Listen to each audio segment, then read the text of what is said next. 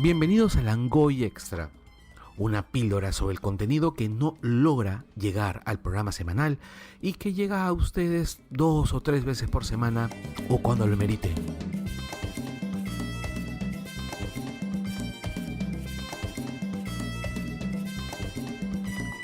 Buenas tardes amigos de Langoy, yo soy Sol Univaso y acá estoy con Rocío Silva Santisteban, que es periodista de la República y profesora de la Pontificia Universidad Católica del Perú y de la Ruiz de Montoya. El día de hoy vamos a hablar sobre el documental La Revolución y la Tierra de Gonzalo Benavente, que es su tercer largometraje. Él es recordado también por ser el director de Rock and Roll 68. No sé si tú la viste. No la vi, pero sí conozco a Gonzalo porque yo he sido miembro del jurado de su tesis de maestría. O sea, él estudió literatura en la Universidad Católica y su tesis de maestría la hizo sobre Charly García, lo cual es tremendamente inusual, ¿no? O sea, no es obviamente lo normal, lo común. Y la verdad que la tesis era muy buena, o sea, era un análisis bastante profundo sobre, no solo sobre las letras, sino lo que implicaban las letras en ese momento y cómo se cruza también con otros grupos como Spinetta, Serú Girán, en fin, o sea, todo eso, ¿no? O sea, lo conozco ese es digamos, la relación que yo he tenido con Gonzalo. Y después de que hizo su tesis sobre Charly, te hiciste fan, porque eres fan de Charly. Sí, bueno, sí soy fan de Charly, pero más soy fan de otros, pero no, me pareció muy osado, ¿no? Hacer una tesis de maestría sobre un cantante, un rockero argentino, ¿no? Pero en verdad, claro, lo que pasa es que las letras de Charly García son como poesía, ¿no? Claro que sí. Bueno, ahora ha sido osado otra vez con este documental que se trata sobre la reforma agraria de Juan Velasco Alvarado, ex dictador / presidente. Y tú, que le viste, ¿qué nos puedes contar sobre esto? Bueno, a mí me ha gustado, me ha parecido potente, me ha gustado bastante. Primero que es un documental muy arriesgado, ¿no? Es un documental, bueno, además está muy bien hecho, tiene mucho material de archivo y es un homenaje también a las películas peruanas porque hay una serie de momentos en que él habla de los indígenas. Sí, de películas como de Nora sí, así es, que sus películas están hechas en quechua. Exacto, o como la película de Francisco García, ¿no? Sí, también. Que por ejemplo, la más famosa de todas es Tupac Amaru. Claro. ¿No? Sí. Y ahí hay muchas escenas de Tupac Amaru. O sea que cuando se habla de los indígenas, él lo que hace es que recurre, digamos, al archivo de la cinematografía nacional y pone una serie de fragmentos de películas. Por ejemplo, hay varias películas de los años 40, de los años 50. O sea, en ese sentido, realmente el trabajo de archivo es buenísimo, muy bueno.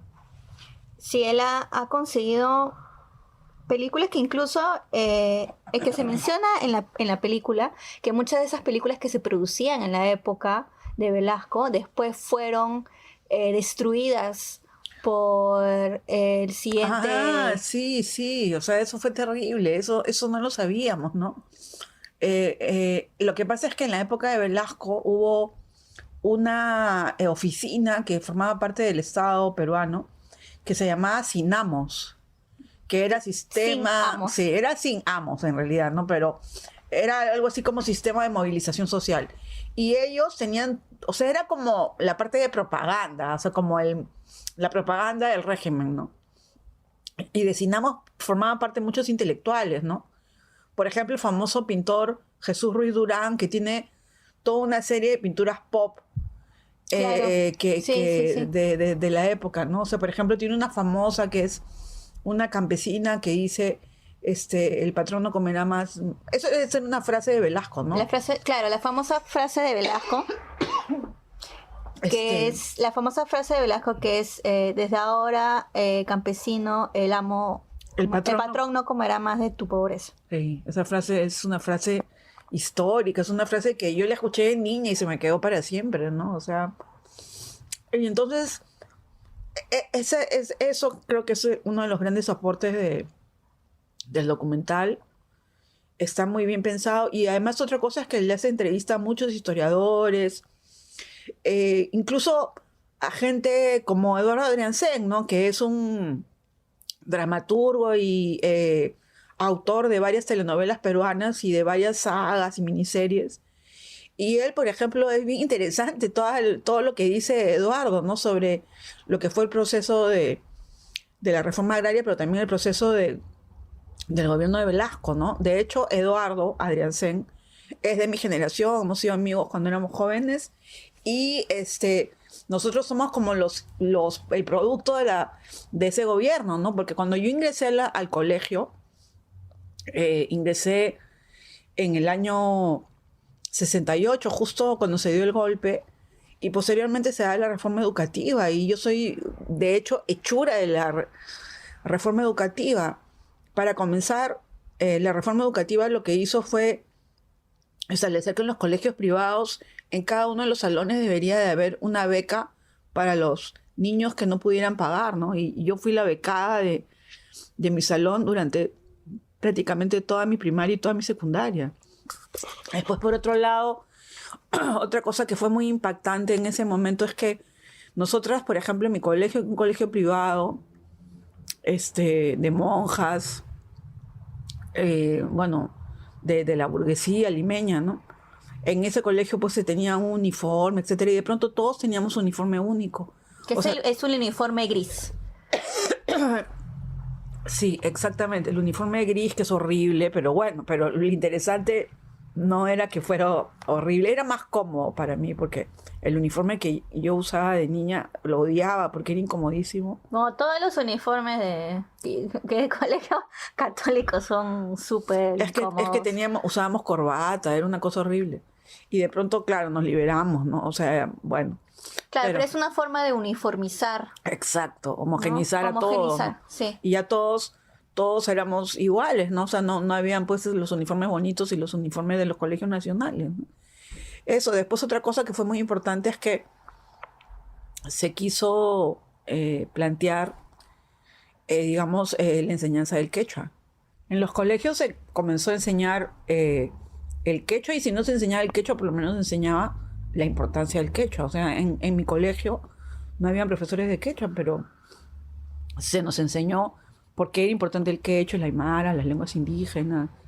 O sea, fue algo revolucionario, literalmente, ¿no? O sea, algo completamente diferente, ¿no?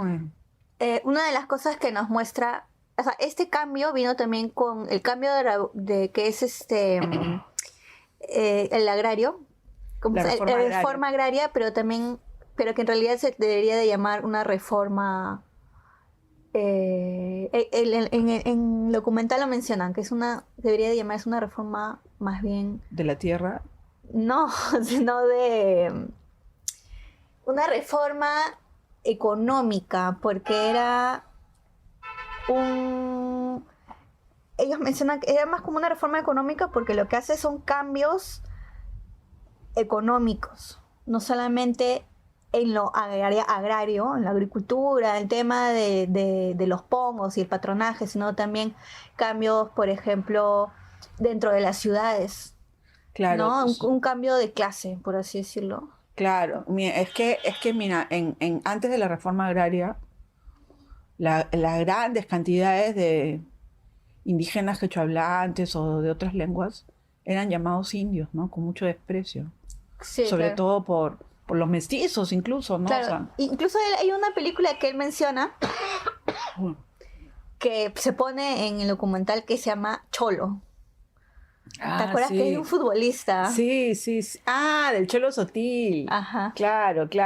Y hay varias películas, ¿no? Hay una película también de los años 20 que habla de un cholo también, ¿no? Sí. No me acuerdo ahorita, pero... Pero esa es la que tú mencionas de Sotil. Sí. Él se llama Cholo y es como él va a la gran ciudad y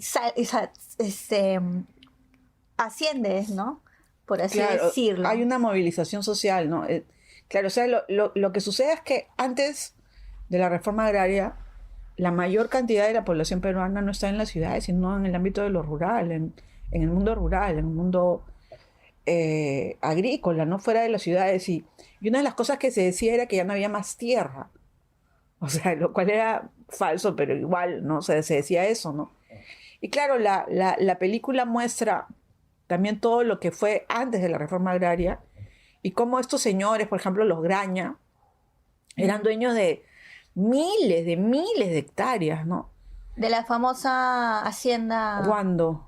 que hacían las naranjas sin pepa. Sí, las famosas naranjas sin pepa Wando eran de la hacienda Wando y esta hacienda era de estos Graña, ¿no? Y este Graña más bien lo que hace es evitar la reforma agraria en un principio y trata de repartirle alguna tierra a sus, digamos, a las personas que trabajaban ahí, a los campesinos, ¿no? A sus pongos, pues, ¿no? Pero en realidad, como dice el documental, la reforma más radical no se dio en las haciendas de la costa, sino también, o sea, que las convirtieron en cooperativas, etcétera, sobre todo Casa Grande, las del norte, sino también en las haciendas cusqueñas, ¿no? Donde ahí, pucha, en el Cusco, en Arequipa, los hacendados eran unos malditos, ¿no?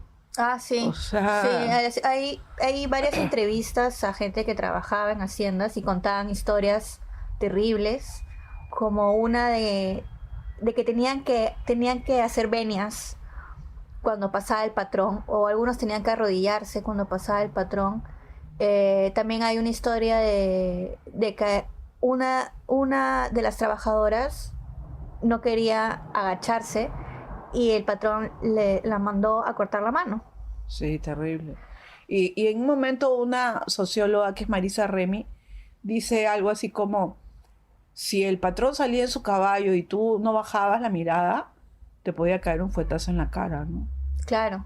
Sí, también hay otras historias de que estaban buscando una historia fuerte de que apuntaran a un niño que trabajaba en la hacienda, le apuntaban con una pistola y le decían que si no delataba a su papá, porque parece que estaba dentro de la reforma, lo iban a matar.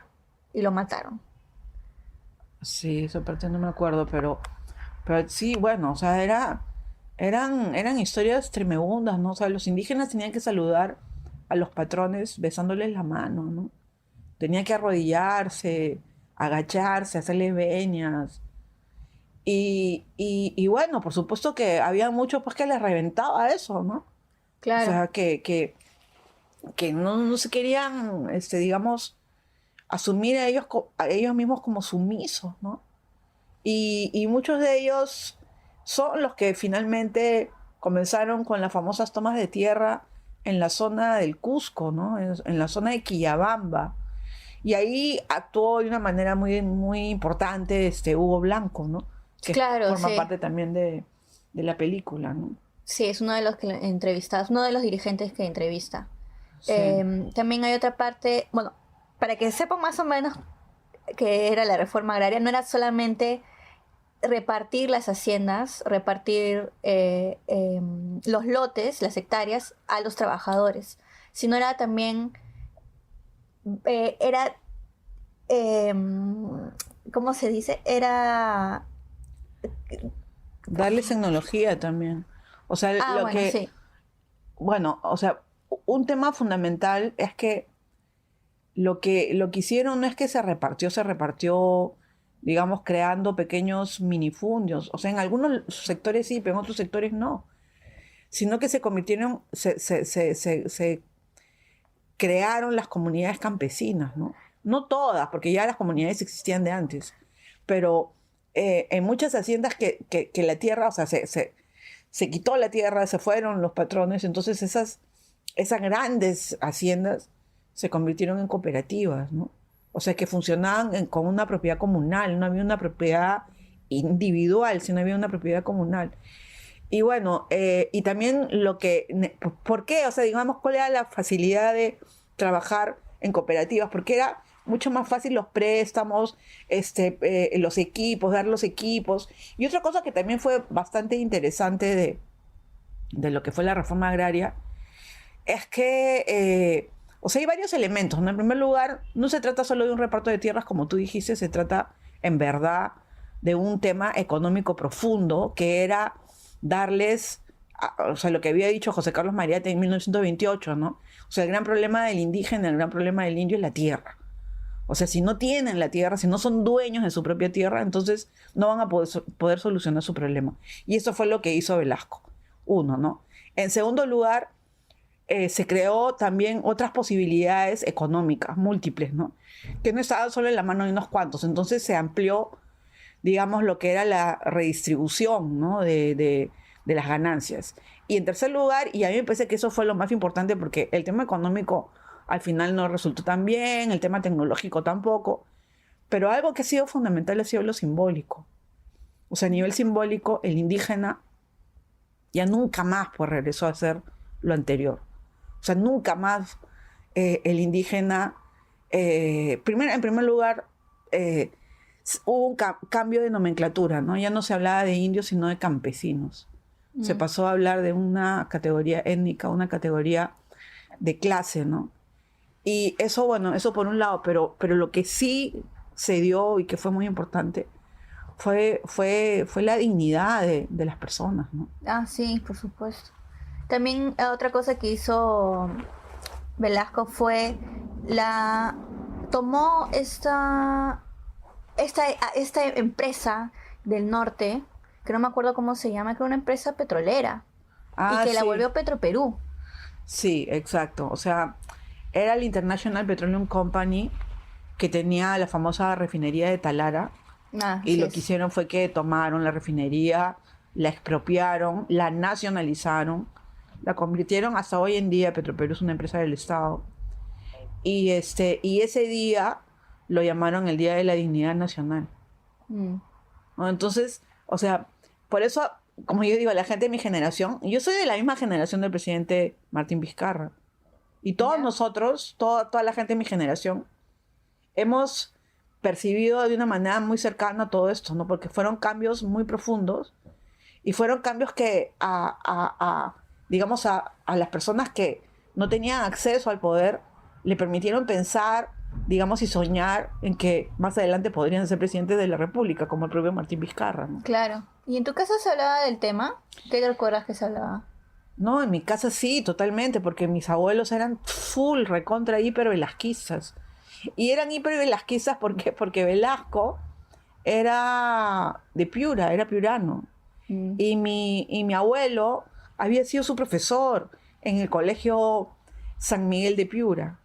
Entonces, sí, entonces lo conocían, lo habían visto y lo frecuentaban, porque incluso Velasco iba con bastante, digamos, frecuencia al famoso Club Piura, que queda en el Paseo Colón.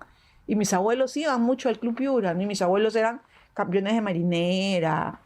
Y bueno, Velasco era una cosa así que también se dice en el documental, ¿no? Que no era un hijo de indígenas, ¿no? Era un criollo. Sí, claro. ¿No? O sea, un criollo. Trataba a la gente de hermanito, pero no la forma de ahora. Pero sí, ¿no? Hermano, ¿qué pasa? Sí, cuéntame. Incluso fumaba cigarros. Hay unas fotos de él riéndose que se han vuelto viral. Ah, sí. Y la gente le decía el chino, ¿no? La gente le hablaba pésimo, ¿no? Ni siquiera era un buen orador, era un pésimo orador. Y tosía cada rato, y me acuerdo que tomaba su vasito de agua cuando hablaba, y siempre leía los discursos, ¿no? Y era, sí, pues, o sea... Bueno, es que era militar, pues, ¿no? O sea, claro, no tenía una formación política, por así decirlo, ¿no? No era completamente militar. Sí, pero por ejemplo habían otros militares como Mercado Jarrín, que fue durante muchos años el ministro de Relaciones Exteriores, que tenían, digamos... ¿Más locuaces? Sí, eran más locuaces, sí. Pero todos estos militares de esa época, o sea, en verdad se habían formado, tenían una formación muy, muy buena, muy profunda. Yo no sé quiénes habían sido los profesores que les habrían enseñado, pero de verdad que... Mi bisabuelo, pues. El bisabuelo. Bueno, el bisabuelo. No. No, pero digo, al margen de lo que estudiaran en el colegio, lo que han estudiado en la escuela militar. O sea, en la escuela Ya. militar tenían un nivel bien alto, de verdad. En esa época, porque ahora ya no sé No qué sé cómo tanto será ahora, pero, ¿no? No sé pero cómo será de ahora, los pero ejemplos que hemos tenido sí, o sea, ya, por ejemplo, bueno, Ollantumal, así no, nada que ver, ¿no? Antauro. Antauro, peor. Pero, o sea, pero por ejemplo, yo me acuerdo de Mercado Jarrín, Edgardo Mercado Jarrín, y de verdad era un tipo brillante, y era un tipo que reflexionó mucho sobre geopolítica, ¿no? Y él fue uno de los que batalló y planteó también el tema de los países no alineados, ¿no? O sea, los países que no estaban ni alineados con Estados Unidos ni alineados con la Unión Soviética. Eran los no alineados en ese entonces, ¿no? Y bueno, claro, fue un cambio muy profundo, ¿no? Muy fuerte, que yo creo que le dio bastante, digamos, simbólicamente fue muy interesante, ¿no? Ahora, también hubo pues sus excesos, ¿no? O sea, por ejemplo, como era un gobierno súper, ultra nacionalista, eran totalmente anti-norteamericanos, ¿no? Y entonces, por ejemplo, había un programa en la televisión que se llama El Tío Johnny, Ah, claro, sí. que Un mancó, clásico. pues. Sí, claro.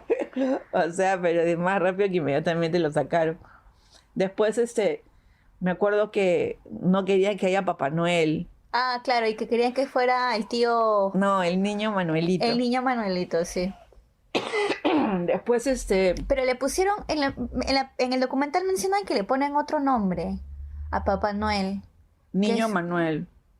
Sí No, hablan pero de el eso. niño Manuel no era el tío, No, tío, no. tío Noel. No, no era el niño Manuelito. No había Papá Noel, era el niño Manuelito. Porque los niños Manuelitos son una tradición cusqueña, ¿no? Claro, y desde esa época son los miles de toribianitos que tenemos.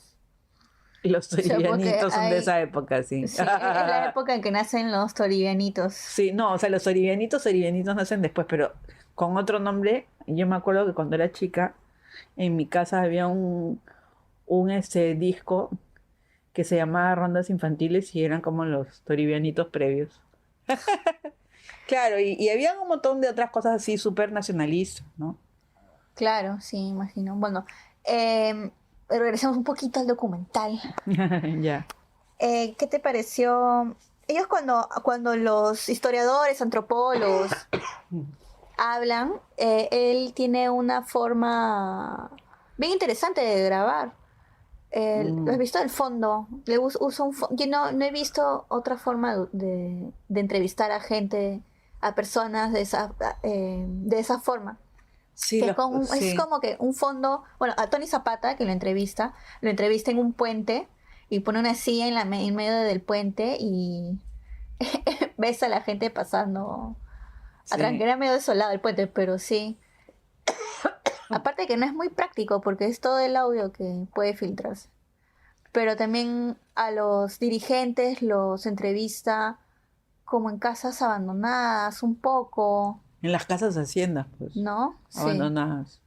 Y también ahí, en esas casas abandonadas, se ha llevado a todos los historiadores, ¿no? A Nelson Manrique, a Hugo Neira, a Marisa Remy, varios, ¿no? Paulo Drinot, hay varios que han estudiado la reforma agraria. Bueno, Enrique Mayer es uno de los que más estudió el tema de la reforma agraria y él es uno de los que precisamente plantea desde un inicio cuál fue la importancia, ¿no? del cambio que produjo, ¿no? en el ámbito económico, social y simbólico. También, bueno, yo he contado como unos 10 personas que entrevista, más 15. No, más. Incluyendo A los dirigentes, ¿no? Porque los claro, dirigentes sí, también... claro, pero incluyendo a Altaos. También entrevista a Jaime Altaos, porque Jaime Altaos es antropólogo, ¿no? Pero es una entrevista cortísima, que no aporta en nada, ¿no? Pero una entrevista que sí es importante, porque es un sobreviviente de la época, obviamente, es la entrevista a Francisco Morales Bermúdez, ¿no? Sí, que eso me pareció una forma interesante, que después que cae, que Velasco. que Velasco Alvarado decide renunciar Pero no renuncia. pero no renuncia realmente, pero es Claro. como que cede de forma... Claro, pero al final no cede y el tipo le hace su golpe. Claro, o sea, Velasco le va a dar su golpe el 2 de octubre. Después de 3 de octubre, perdón. Después de 5 años que está como presidente, tiene una enfermedad fuerte, le tiene que amputar una pierna y comienza a decaer su salud mental y física. Entonces deciden hacerle un golpe de estado, y el que le hace el golpe de estado es... Morales Bermúdez. Y lo entrevistan a Morales Bermúdez, que todavía está vivo, que no lo crean. Sí, tienen como 94, 95 años. Sí, está bien viejito. Pero o sea, está la técnica de que cuando sale el entrevistado, sale el nombre y sale si es antropólogo, si es historiador, si es etcétera. Pero con él no ponen quién es, no ponen su nombre hasta que más o menos a la mitad del documental se menciona que es él. Cuando se habla de este cambio, ahí recién ponen el nombre de él. Claro, sí, bien interesante, ¿no? Bueno, ya yo sabía quién era, obviamente, ¿no? Claro, o sea, yo me imaginaba que podía ser él, que podía ser este de acá, tiene la pinta, Bueno, me hace ahora lo conocido. interesante es que el tipo está totalmente lúcido y se acuerda de todo, ¿no? Se acuerda de que lo mandaron a llamar a las 3 de la mañana, el 3 de octubre, que él era uno pues de los generales jóvenes, que finalmente el mismo Velasco le dice que ella estaba mal, se sentía mal y tú me vas a relevar, y al final lo deja como en la expectativa y al final el mismo Morales Bermúdez le da el golpe, ¿no? Ahora, ahí se nota pues la diferencia entre un caudillo y otro, ¿no? Porque Velasco tenía una propuesta muy clara, que era una propuesta de revolucionaria, de cambio social, etcétera, y Morales Bermúdez lo que hace es deshacer todo lo que había hecho Velasco, ¿no? Claro. Y finalmente, bueno, lo que hace después o sea, en una crisis económica muy fuerte, lo que decide es, ya bueno, le devolvemos el poder a los civiles y convoca una asamblea constituyente, ¿no? Y también ahí es cuando lo que mencionamos al comienzo, que era la disolución de Cinamos y Sí. destruir todas las películas Sí, eso posibles. fue terrible, o sea, Sí. incluso en un momento Pilar Roca, que es la esposa de Federico García, el director de Tupac Amaru, no es Francisco, sino Federico García, ella cuenta de que ella se mete así a Cinamos para robarse las películas que Fico García había grabado, ¿no? Para poder salvar algunas Claro. copias, ¿no? Incluso huyen fuera del país. Sí, se van. Se Sí. van manejando todavía, dicen, o sea, se van por Bolivia, ¿no? O sea, se tienen que esconder, se tienen que escapar, ¿no?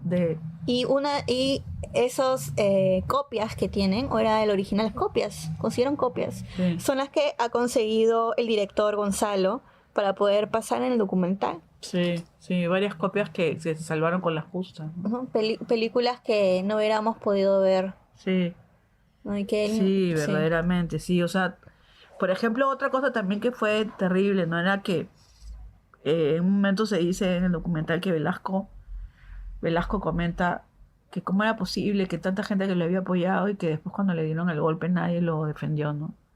Sí, claro. Y claro, yo me imagino que a él le debe haber dolido que no lo defiendan sus propios compañeros militares, ¿no?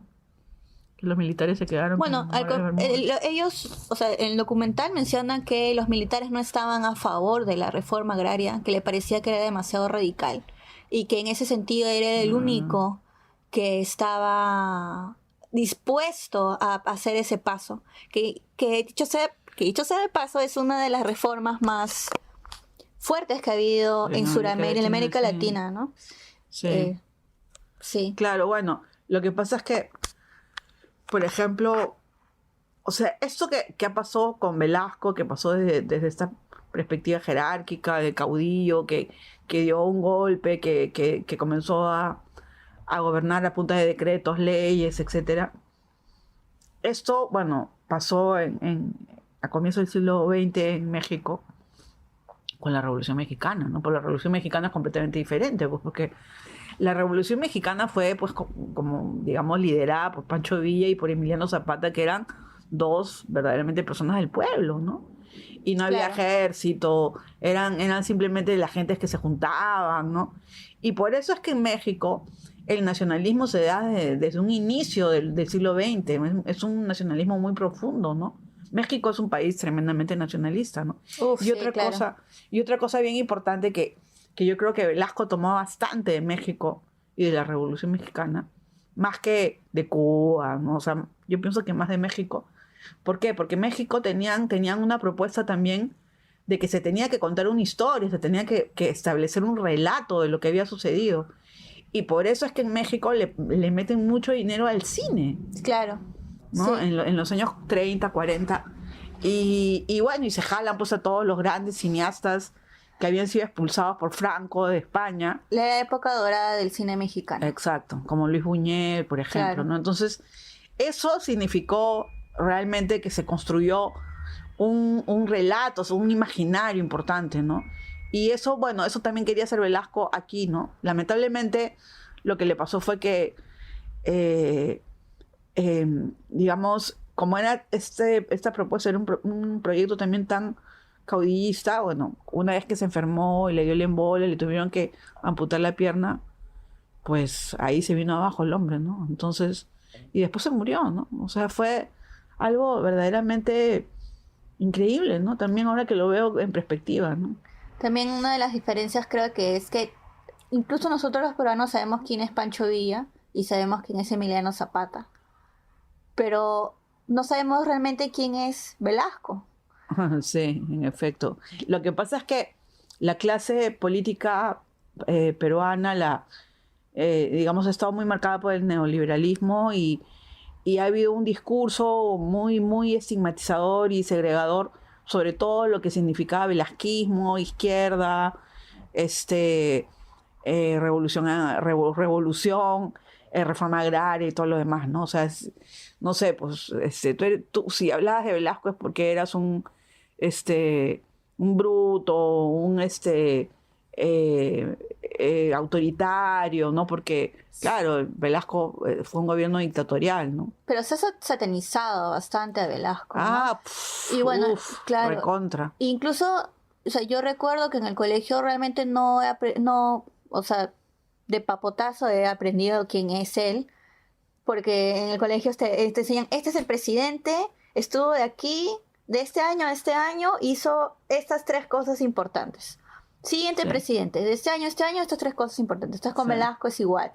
Él estuvo de este año a este año y hizo la reforma agraria y hizo estas 2 otras cosas. Claro, Siguiente pero por ejemplo, ¿no? mira, esa manera de enseñar la historia me parece atroz. O sea, porque no vas a enseñar por la historia de Fujimori como si fuera la historia de, no sé, del mismo Velasco o la historia de Vizcarra, no sé. Bueno, ahora, lamentablemente, los últimos 20 años, los últimos presidentes han sido pues unos malditos, ¿no? Unos desgraciados corruptos. Porque, o sea, Alejandro Toledo, que comenzó tan bien, terminó, o sea, ahorita está en la cárcel en Estados Unidos, ya eso es lo más lamentable que pueda pasarle a alguien, ¿no? Sí, debe estar con una abstinencia No, increíble. después, bueno, Alan que se disparó para no caer en la cárcel por corrupto.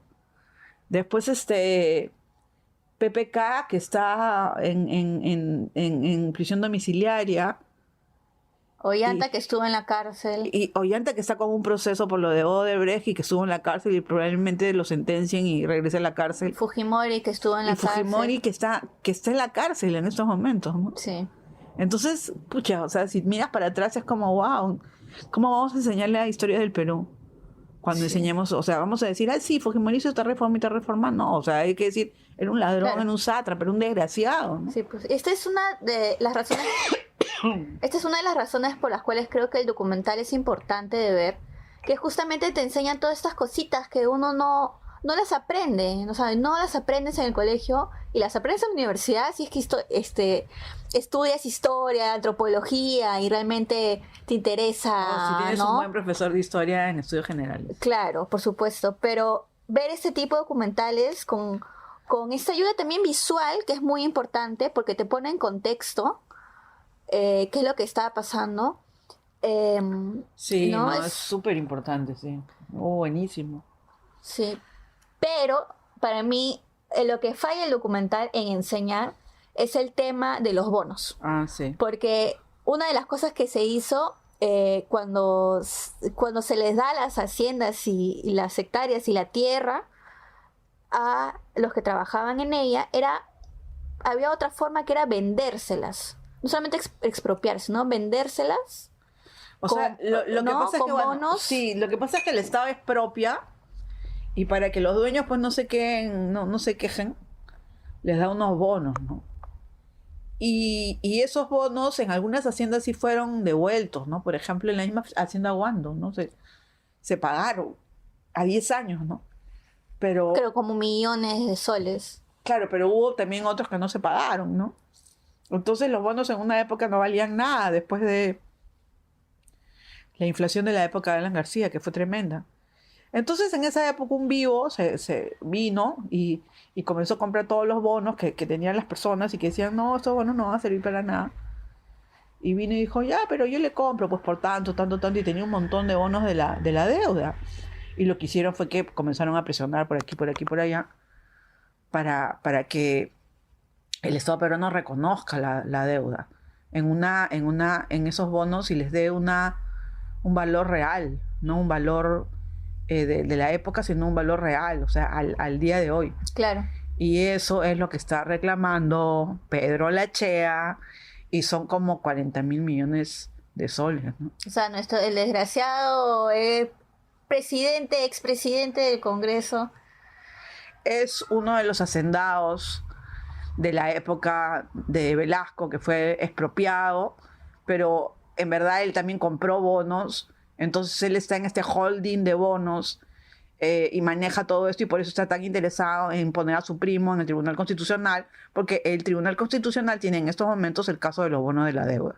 Ahí Agraria. está todo. Ahí está. Ahí Ahí está la vaina. Entonces, lo interesante de todo esto es que el tema de la reforma agraria no es un tema del pasado. No, hasta ahora está ahí fuerte, Sí. presente, Sí. súper presente en estos Sí. momentos. Y bueno, yo recomiendo que vayan a ver Revolución y la Tierra, que se encuentra en Lima, está en Cineplanet, Cinemark, Cinestart, Movie Time y en el Centro Cultural de la PUC. También está en Arequipa, Chiclayo, Cusco, Huancayo, Piura y Trujillo. Sí, yo también recomiendo que vayan a ver La Revolución en la Tierra, porque además hay una cosa súper interesante al final que no les vamos a decir, que es como, wow, ¿qué? Ya, eso es lo que tienen que ver. O sea, les hemos contado prácticamente toda la película, pero, o sea, Sí. lo importante también es verlo, ¿no? O sea, hay escenas que Claro, son por supuesto. Si increíbles. pasó en la vida real, no es spoiler. Claro. Sí, bueno, pues porque realmente es un documental. Pero lo que sí, digamos, es que Gonzalo Benavente, tiene al final una propuesta que me parece súper interesante y que está muy, muy vinculada con lo que estamos viviendo hoy en día a día. Muchas gracias, nos vemos. Muchas gracias. Chao. Me vuelven a invitar. Gracias. Chao, chao.